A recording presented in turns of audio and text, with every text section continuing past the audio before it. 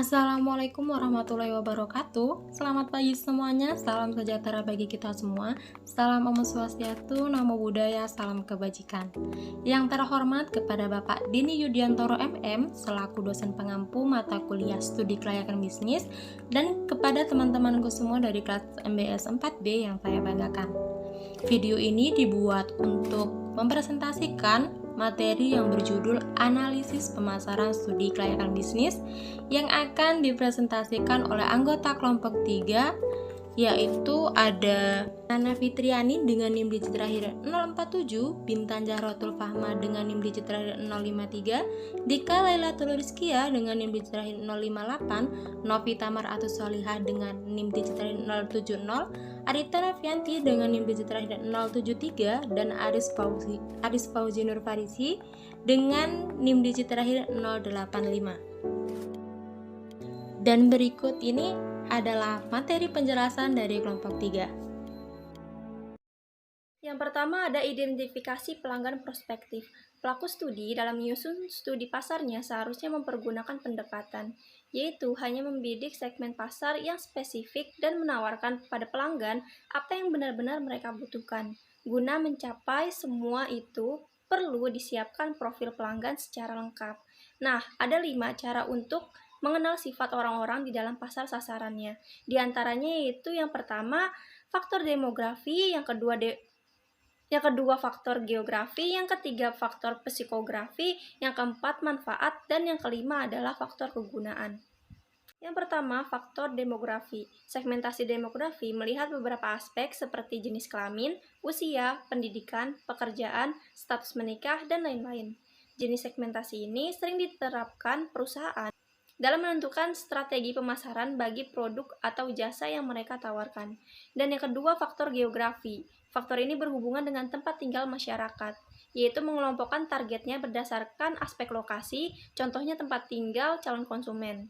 Jenis segmentasi ini bisa dipertimbangkan karena kebutuhan dan kegunaan suatu produk atau jasa akan berbeda-beda tergantung pada cuaca, keadaan tanah, dan lokasinya. Yang ketiga yaitu faktor psikografi. Faktor ini berhubungan dengan gaya hidup masyarakat sekitar atau mengungkapkan wawasan mengenai minat, sikap, dan kebiasaan-kebiasaan tertentu. Yang keempat adalah faktor manfaat. Faktor ini menyangkut kepuasan yang dirasakan pelanggan dalam membeli produk atau jasa. Dan yang terakhir, faktor kegunaan, yaitu faktor ini identik dengan pelanggan pemakai produk atau jasa. Selanjutnya, bagaimana sih cara identifikasi kebutuhan pelanggan secara mudah? Yang pertama yaitu kita menggolongkan kebutuhan primer dan sekunder. Nah, buatlah kebutuhan primer terlebih dahulu. Ini akan memudahkan menyusun kebutuhan sekundernya. Contohnya, kebutuhan sekunder yaitu kebutuhan-kebutuhan yang bersifat umum. Sedangkan kebutuhan primer adalah kebutuhan yang bersifat khusus yang harus diutamakan. Nah, yang kedua yaitu kita harus mengerti dulu tentang siapa pelanggan kita. Nah, mengetahui siapa pelanggan kita ini akan membantu untuk memahami mereka. Untuk mengetahuinya, maka kita harus membuat kategori-kategori, yakni yang pertama, usia customer, gender, pendapatan dan pengeluaran customer, kegiatan rekreasi, serta area domisili pekerjaan. Yang ketiga yaitu kita harus mengerti cara customer berbelanja. Sistem jual beli yaitu tersedia dua opsi. Yang pertama ada online dan offline. Nah, kita harus pilih sistem yang sesuai dengan keinginan dan kebutuhan dari customer. B. Menyatukan profil pelanggan. Sebagai pelaku studi, hendaknya sejak dini sudah mengetahui dan dapat mengembangkan profil pelanggan yang menggambarkan sifat orang-orang secara spesifik di pasar sasaran. Guna mencapai itu semua, perlu disiapkan profil pelanggan secara lengkap, mulai dari siapa mereka, di mana mereka tinggal, apakah mereka pengusaha atau karyawan, apa yang mereka lakukan dengan waktu dan uang mereka, apa pilihan mereka akan produk, jasa, dan merek. Tujuan adanya profil ini adalah untuk menggambarkan sifat multidimensi dari orang-orang di pasar, yang artinya setiap pelanggan memiliki keunikan, yaitu segala perbedaan. Jika semua konsumen sama-sama memiliki perbedaan, maka usaha dapat melakukan penyesuaian penawaran untuk memenuhi kebutuhan mereka. Perbedaan yang terjadi di dalam masyarakat ini menyebabkan mereka sulit untuk diidentifikasi. Namun, perbedaan mereka juga merupakan suatu alasan begitu banyaknya peluang usaha yang baru. Analisis pesaing. Menurut Kamus Besar Bahasa Indonesia, kompetisi adalah suatu perlombaan atau sekelompok orang tertentu untuk mencapai satu kemenangan atau hasil dari persaingan. Nah, dalam persaingan sendiri kita kenal dengan istilah pesaing, yaitu perusahaan yang mana memproduksi atau menjual barang dan jasa sama mirip dengan produk yang kita tawarkan. Pesaing sendiri merupakan suatu perusahaan yang dapat diklasifikasikan menjadi pesaing yang kuat, pesaing yang lemah, atau ada pesaing yang dekat. Nah, kemudian tujuan dari analisis pesaing sendiri adalah untuk menentukan posisi perusahaan dalam suatu industri agar perusahaan dapat dengan baik mempertahankan diri dari 5 kekuatan yang saling berinteraksi dan mempengaruhi kekuatan tersebut untuk keuntungan perusahaan. Manfaat dari pesaing sendiri yang pertama yakni sebagai pembanding industri.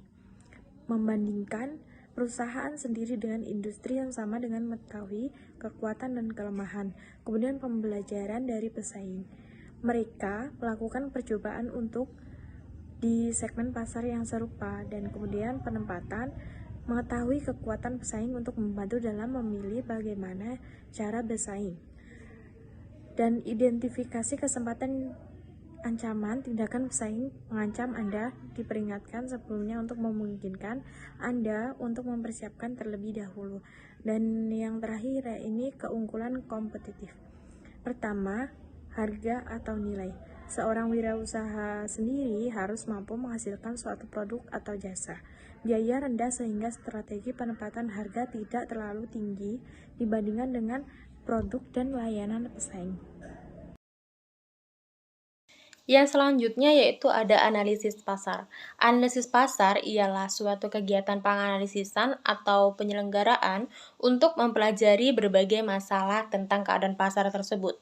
Nah, analisis pasar di sini menjadi hal penting yang harus diketahui oleh setiap orang dan juga analisis pasar ini menjadi dasar dan pondasi yang berkaitan dengan strategi pemasaran.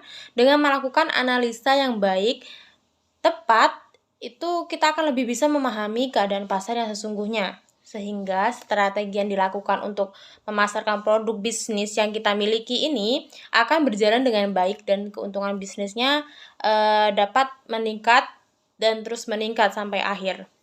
Nah, untuk pasar sendiri menurut Stanton adalah kumpulan orang-orang yang mempunyai keinginan untuk puas, memiliki uang untuk belanja dan kemauan untuk membelanjakannya.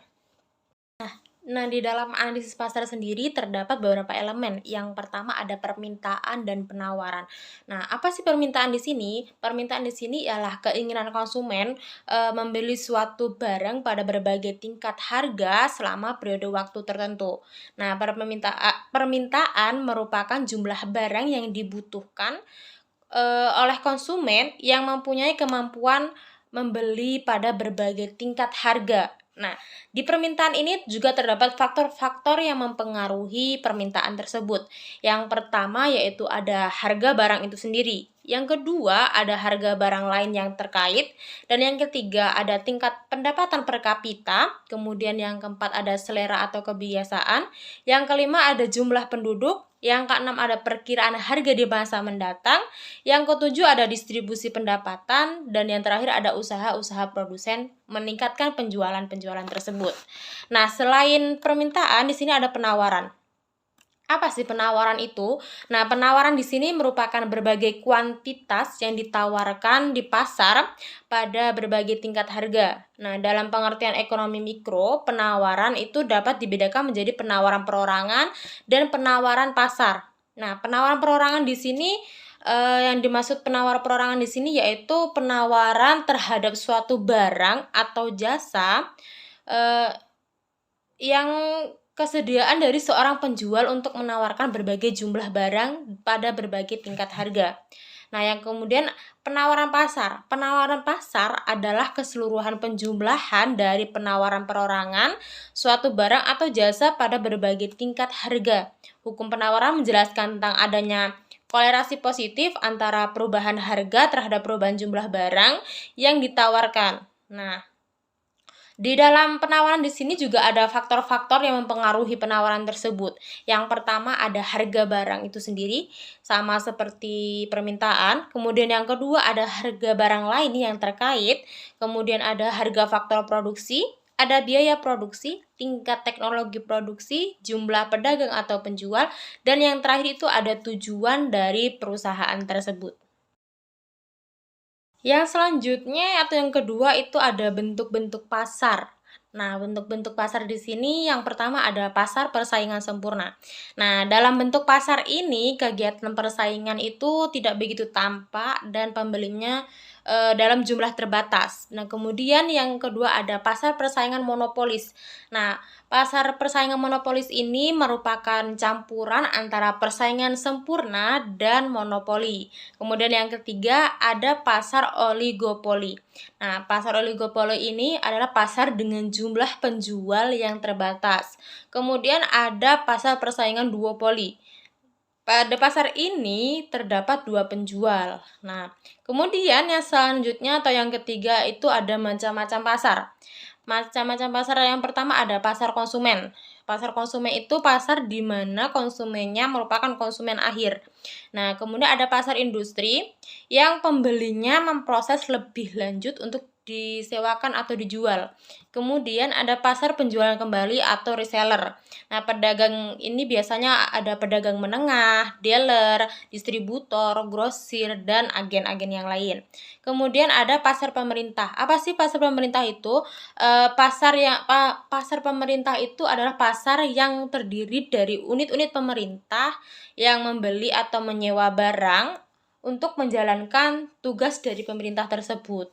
Nah, kemudian selanjutnya atau yang nomor 4 itu ada segmentasi pasar.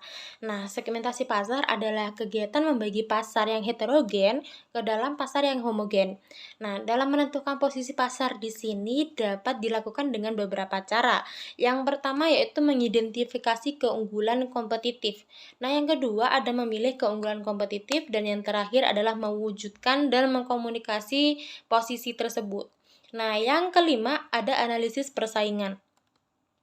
Langkah-langkah yang dilakukan dalam melakukan analisis persaingan di sini yaitu yang pertama ada mengidentifikasi pesaing, kedua menentukan sasaran pesaing, yang ketiga ada mengidentifikasi strategi dari pesaing, kemudian yang keempat ada menilai kekuatan dan kelemahan dari pesaing, yang kelima ada mengestimasi pula pesaing, dan yang terakhir adalah memilih pesaing. Dan yang selanjutnya atau yang terakhir itu ada strategi kompetitif. Nah, posisi kompetitif di sini yaitu sebagai pemimpin, yang pertama sebagai pemimpin atau pemuka pasar, kemudian yang kedua sebagai penentang pasar atau market challenge, kemudian yang ketiga ada pengikut pasar atau market followers, kemudian yang terakhir ada pengisi relungan pasar atau market niche. Yang selanjutnya yaitu strategi pemasaran. Nah, setiap perusahaan pasti punya strategi pemasaran tersendiri. Untuk itu, perusahaan mencoba terjun ke pemasaran, ke pasar, menyodorkan tawaran ke konsumen, dan berusaha mencari pelanggan, mempertahankan, dan pada akhirnya mendapatkan konsumen loyal. Melihat struktur persaingan di pasar dengan memilah unsur-unsur yang terlibat di dalamnya suatu sistem pemasaran yang menentukan tingkat persaingan di industri tertentu.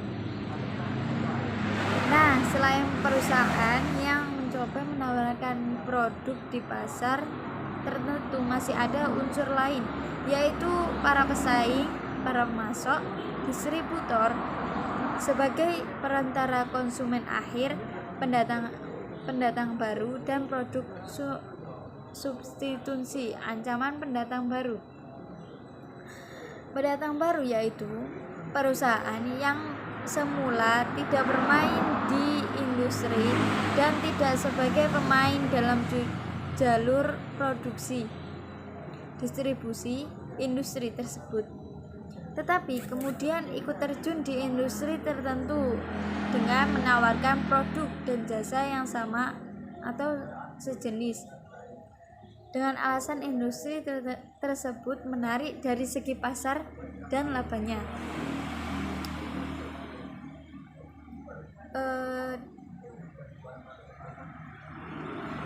Ada juga strategi.